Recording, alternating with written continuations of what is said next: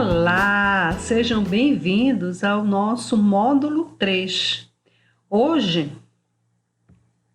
nós vamos estudar nesse módulo a polaridade das ligações e das moléculas. Mas antes, vamos ver o que nós estudamos lá no módulo 1. Lá no módulo 1, nós vimos a química orgânica no contexto social, vimos a importância da química orgânica na vida do homem. Vimos também a hibridização sp3, nós estudamos o modelo de hibridização sp3 no carbono, no nitrogênio e no oxigênio.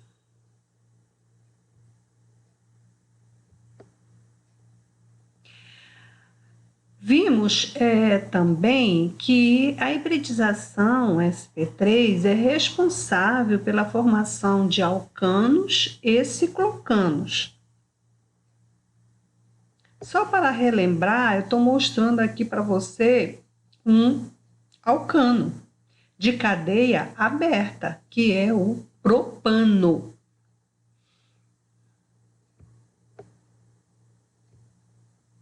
E um cicloalcano, que são os alcanos de cadeia fechada, eu estou mostrando aqui o ciclopropano.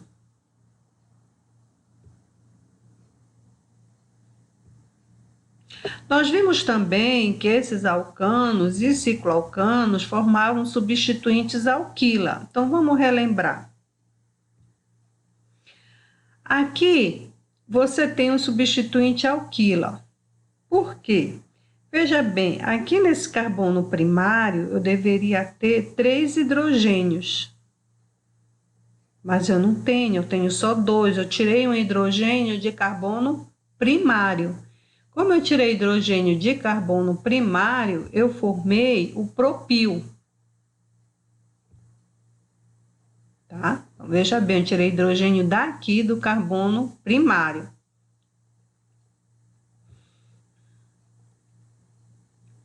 Nesse caso aqui, eu peguei o propano e tirei hidrogênio de carbono secundário. Então, formei o S-propil. Tá? Então, foi tirado daqui, ó, do carbono secundário.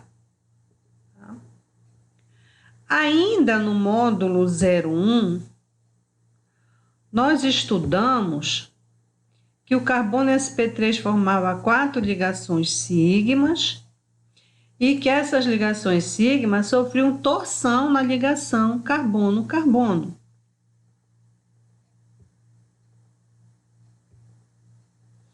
E essas torções na ligação carbono-carbono favoreciam as projeções célula estrelada e célula eclipsada.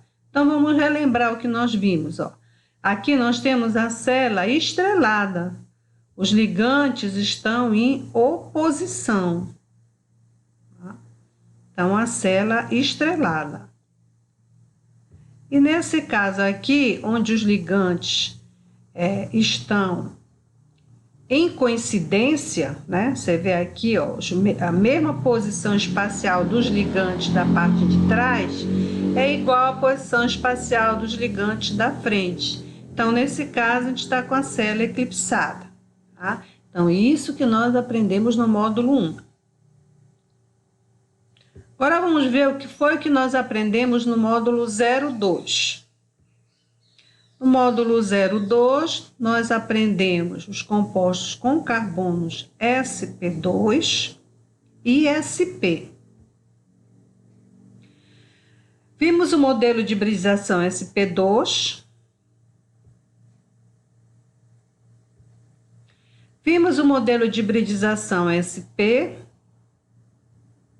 Aqui no modelo de hibridização sp2, nós vimos que a gente hibridizava só 3 orbitais da camada de valência e deixava o orbital P sem hibridar para que esse fosse responsável pela ligação π.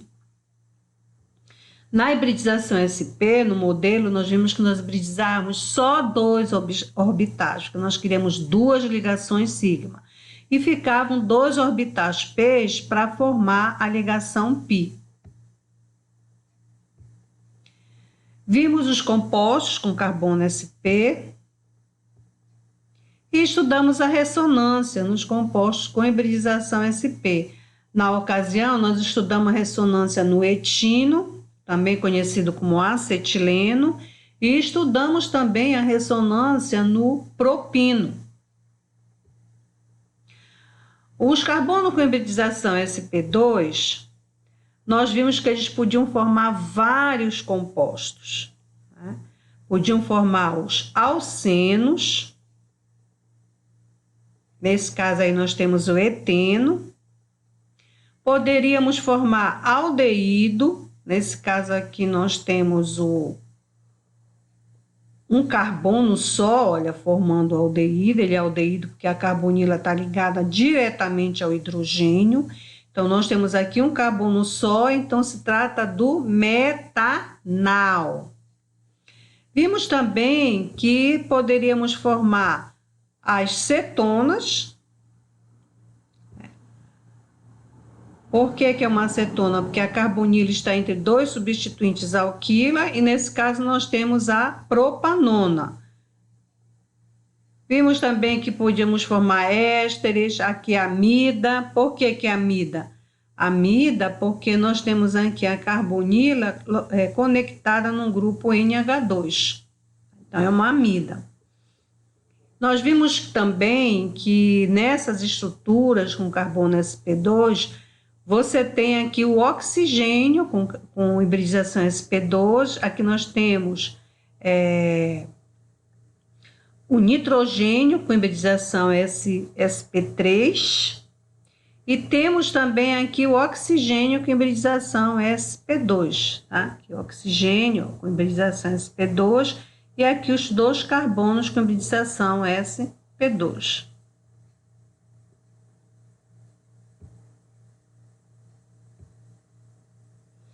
Nós vimos também a ressonância nesses compostos com carbono sp2. Nós vimos que ao deslocar elétrons para um lado ou para o outro, nós temos aqui a ressonância no eteno. Nesse caso aqui, o par de elétrons da ligação π é deslocado só para o oxigênio. Nós temos a ressonância. Aqui também, ó, deslocado só para o oxigênio e aqui só para o oxigênio. Observe que quando ele é deslocado, o par de elétrons só para o oxigênio, você fica com o oxigênio negativo e o carbono positivo. Por isso, esses carbonos aqui de carbonila, eles são chamados de centro eletrofílico. Então, aqui, ó, é um carbono de carbonila, então é um centro eletrofílico. Carbono de carbonila, então é um centro eletrofílico.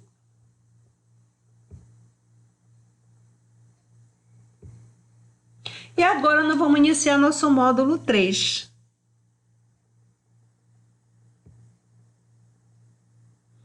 Polaridade das ligações. Então, vamos lá.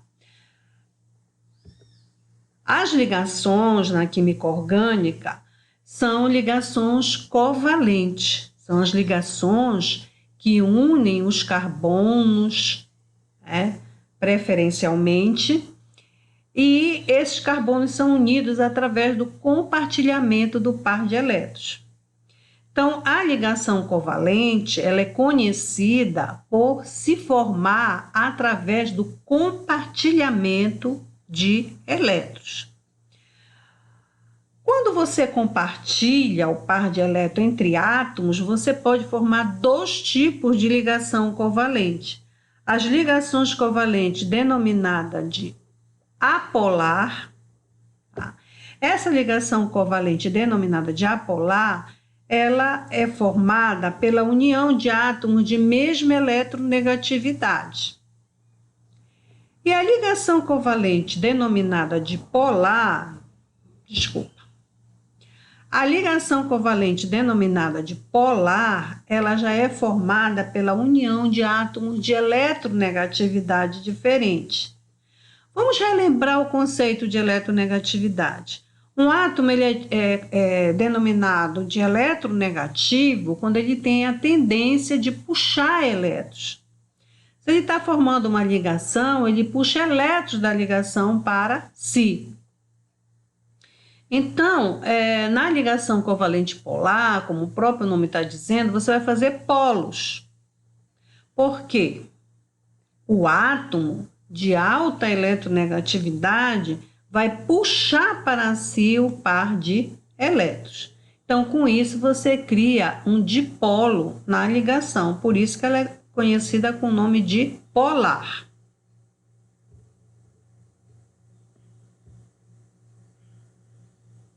Então, vamos ver as ligações covalentes apolares. Você aqui está unindo átomos iguais. Eu peguei 2 átomos de cloro, fiz a união e fiz uma molécula. Aqui peguei 2 átomos de bromo, uni e fiz uma molécula. Qual é a ligação covalente dessa molécula? É uma ligação covalente apolar. A mesma coisa que eu fiz com o iodo. Os alcanos também são estruturas com ligações covalentes apolares. Tá? Então, você pode ter um alcano, vou mostrar aqui no modelo para vocês, o etano. Você tem aqui no etano, que eu estou circulando aqui, você tem ligações covalentes apolares. Por quê? A eletronegatividade do hidrogênio é bem próxima da eletronegatividade do carbono. Isso faz com que a ligação covalente nos alcanos seja considerada uma ligação covalente apolar. Então, aqui nós vamos ver o etano, que eu mostrei para vocês. Vamos ter aqui como exemplo o propano. Os cicloalcanos também, tá? São apolares. Ligações covalentes polares. O que é que nós vamos ter agora? O compartilhamento de par de elétrons entre átomos de eletronegatividade diferente. Então, aqui nós temos um exemplo, um álcool denominado de metanol. Primeiro, vamos ver por que esse nome. Met, porque só tem um carbono. AN, ligações simples. E OL é o sufixo utilizado para o álcool. Então, fica metanol. Agora, veja bem aí, a presença do oxigênio conectado com o carbono e com o hidrogênio fez com que essa ligação covalente polar se tornasse, criasse um dipolo elétrico. Olha, polo parcial positivo por carbono, no caso, que tem menor densidade eletrônica, e a carga parcial negativa no oxigênio, por ser mais eletronegativo, portanto, com maior densidade eletrônica. Aqui no hidrogênio, ele ficou com carga parcial positiva, porque ele tem menor densidade eletrônica. Por que ele tem menor densidade eletrônica? Porque ele tem menor eletronegatividade. Então, aqui você vê o dipolo criado. É uma ligação covalente polar. Outra coisa que eu queria lembrar para vocês, por que ele é um álcool? Toda vez que você tiver hidroxila conectada em carbono sp3, você vai ter álcool. Então, se o carbono sp3 for primário, o álcool é primário. Se o carbono sp3 for secundário, o álcool é secundário. E, finalmente, se o carbono sp3 for terciário, o álcool será terciário, por trazer a hidroxila conectada neste carbono. Olha aqui o éter. Por que é éter? Porque você tem o oxigênio conectado a 2 substituintes alquila. Nesse caso é o éter metílico. Então, o oxigênio aí, ele vai puxar todo o par de elétrons das duas ligações sigma para si. ele puxa o par de elétrons dessa ligação e dessa. Com isso, eu gero um centro de menor densidade eletrônica, com carga parcial positiva, e um centro de alta densidade eletrônica com carga parcial negativa. Então, você tem um dipolo elétrico formado na ligação. Olha aqui nos haloalcano. Por que haloalcano? Porque os halogênios também podem vir conectados em carbonos sp3, primário, secundário e terciário. E aí eu vou formar haloalcanos primário, secundário e terciário. Nesse caso, eu tenho o clorometano. Ele está ligado diretamente a um carbono, né? Olha o dipolo formado. Por que foi formado esse dipolo? Por conta da maior eletronegatividade do cloro, maior densidade eletrônica, menor densidade eletrônica. Então, criei o dipolo elétrico. Agora vamos para a polaridade das moléculas. Por que polaridade das moléculas? Porque para formar as moléculas, eu preciso unir átomos. E eu vou ver nesses átomos que estão unidos para formar essa molécula quais são as ligações covalentes polares. E vou, no local dessas ligações covalentes polares, colocar esse símbolo aqui, esse vetor. Na ligação covalente, eu vou botar esse vetor, ele apontando o átomo mais eletronegativo, que é o átomo de maior densidade eletrônica. E essa parte aqui do vetor vai ficar no átomo de menor densidade eletrônica, que vai ser o átomo de menor eletronegatividade. Então, você tem o dipolo, né, elétrico, o vetor de dipolo elétrico, que você vai localizar exatamente na ligação química, né? E aí, para você saber a polaridade da molécula, você vai fazer uma resultante desses vetores, né? Se a molécula que você construir tiver várias ligações covalentes polares, você vai fazer uma resultante desses vetores. Olha aqui o exemplo no ácido clorídrico, né? O ácido clorídrico é formado só por 2 átomos, então eu não vou ter resultante nesse caso aí, porque o dipolo está aqui, ó. Então, eu não preciso, nesse caso, de resultante, tá? Então, olha, alta densidade eletrônica mais eletronegativa, a setinha apontando para ele.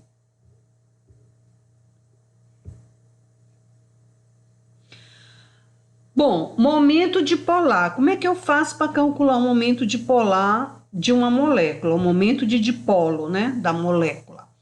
Eu pego a molécula e vou olhar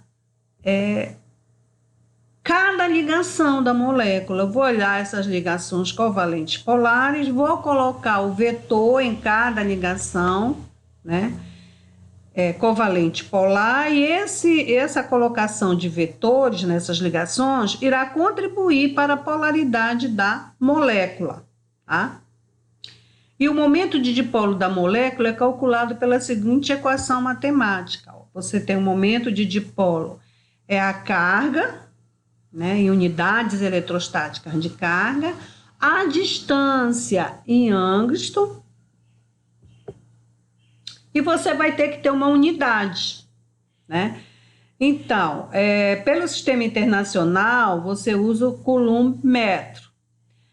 Mas os químicos gostam muito dessa unidade, do Debye. O Debye, olha aqui, ele é igual a 3,3 vezes 10 a menos 30 Coulomb-metro.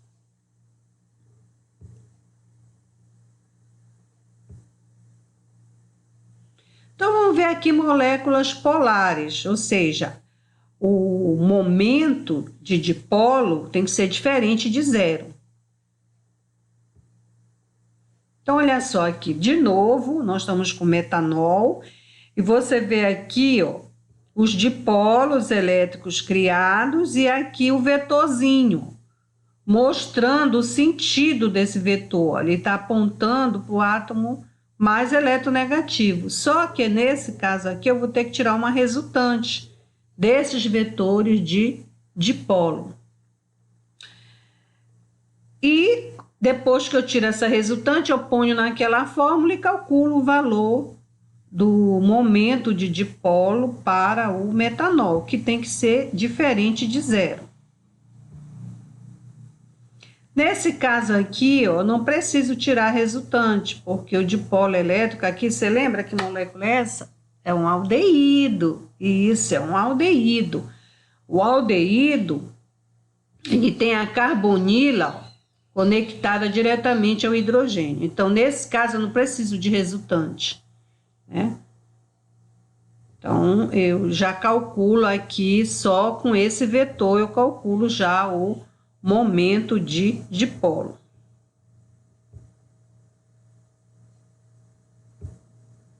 Olha esse caso, eu preciso tirar a resultante desses vetores, né? Aí nós temos a amônia, o gás amoníaco. A amônia, você vê, olha a direção dos vetores, ó, sempre no sentido do átomo mais eletronegativo, sempre no sentido da maior densidade eletrônica. Então, nesse caso aqui, ó, como eu tenho 2 elétrons no orbital, né, que são os elétrons não ligantes, ela já vai nesse sentido, do nitrogênio para os elétrons.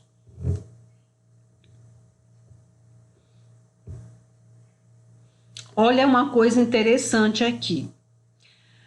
Você vê aqui, ó, que o momento de dipolo da amônia é 1,43. Quando eu transformo a amônia na metilamina, que é essa aqui, o que é que eu fiz? Eu tirei este hidrogênio e coloquei a metila. Olha o momento de dipolo como diminuiu muito. Tudo bem que é outra molécula, né? Mas você vê que a colocação da metila aqui, que é um substituinte apolar, você vê o quanto isso interferiu no momento de dipolo. Olha, ele foi para 0,2. Tá?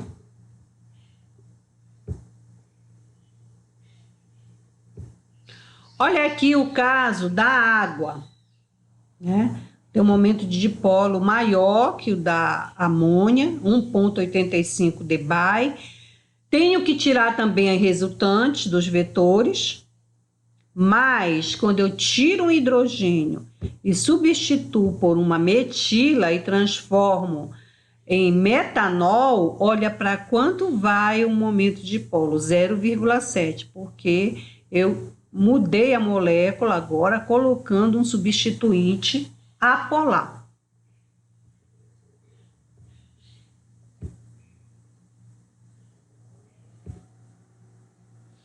E nos alcanos, como nós já vimos, né, como o momento de dipolo vai ser nulo, porque a eletronegatividade do hidrogênio, esse que está em laranja, é praticamente igual a do carbono que está em amarelo aqui. Aqui eu estou com etano, tá mostrando para vocês.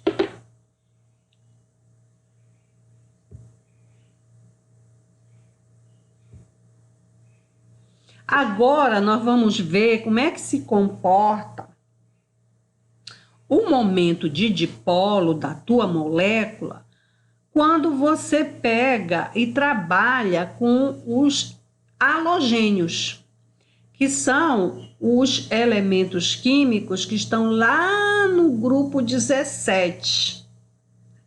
A gente sabe que esses elementos são eletronegativos e que o de maior eletronegatividade é o flúor. Inclusive, o flúor é o de maior eletronegatividade da tabela periódica. Depois dele vem o oxigênio e, por último, o nitrogênio. Mas sim, vamos nos deter nos halogênios. Então, olha só, o flúor, quando eu conecto o flúor Aqui em um carbono eu formo o fluormetano, é um haloalcano. Olha aqui o momento dipolar dele, 1,6. Aí eu venho e faço a conexão do cloro. Caiu para 1,5, porque você vê que a eletronegatividade do cloro já é menor. Aqui eu coloquei o bromo, caiu mais ainda. E por último o iodo.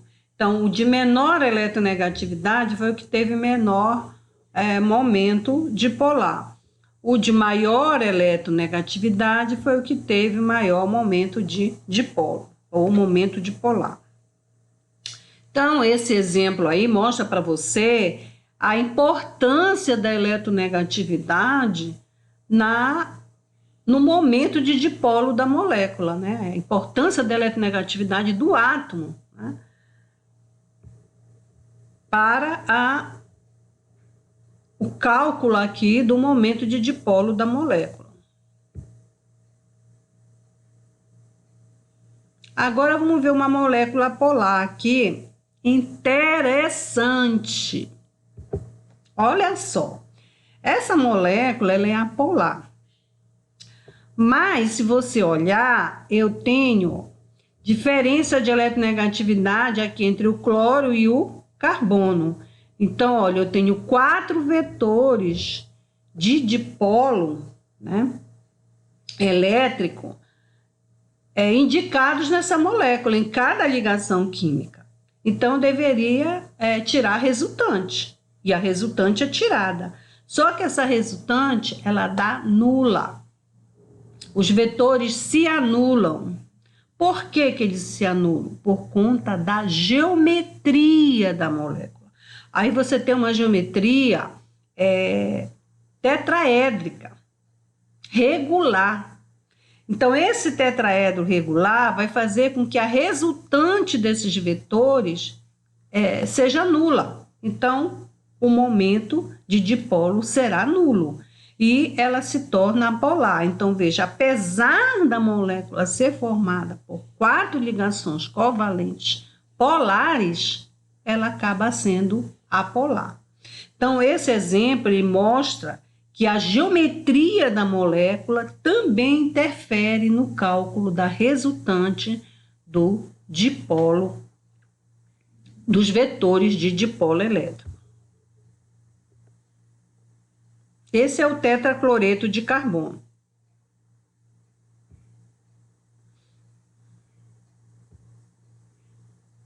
Olha esse caso aqui. Esse caso também é interessante, quando você tem o eteno, né? E aí você pega o eteno e substitui 2 hidrogênios por 2 halogênios. Então, esse você tem um cis-1,2 de brometeno. É um esterisômero.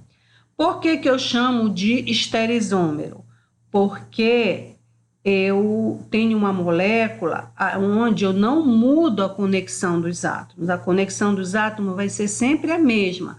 O que eu vou mudar é a posição dos bromos. Quando estão para o mesmo lado, eu chamo de cis. Quando eles estão para lados contrários, eu chamo de trans. Ok, então eu estou com os esterisômeros. O que é que eu noto? Quando eu vou tirar a resultante dos vetores, na forma cis, eu tenho uma resultante diferente de 0. E o momento de dipolo dá 1,35 dBi.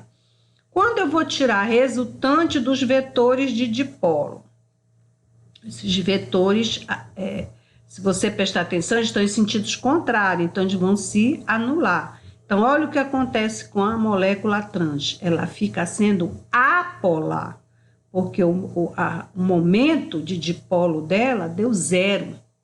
Então, esse é um exemplo interessante, né? Isso vai acontecer com todos os halogênios que você colocar aí. Pode ser o flúor, o cloro, o bromo, o iodo. Você vai ter isso. A forma cis vai ser polar e a forma trans vai ser apolar.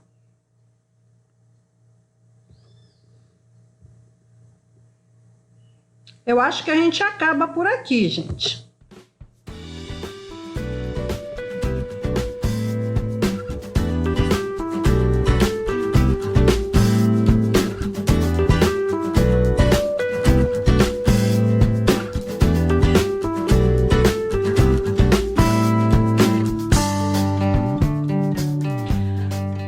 Tá, no módulo 4, nós vamos ver forças intermoleculares e propriedades físicas.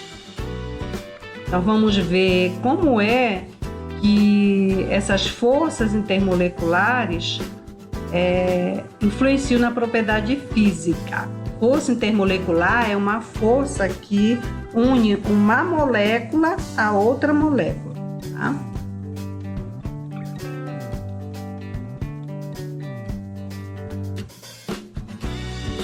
Meus sinceros agradecimentos à Universidade do Estado do Amapá, que tem como reitora a doutora Kátia Paulino. Agradeço a atenção de vocês, foi um momento maravilhoso e estaremos juntos no módulo 4. Eu aguardo vocês.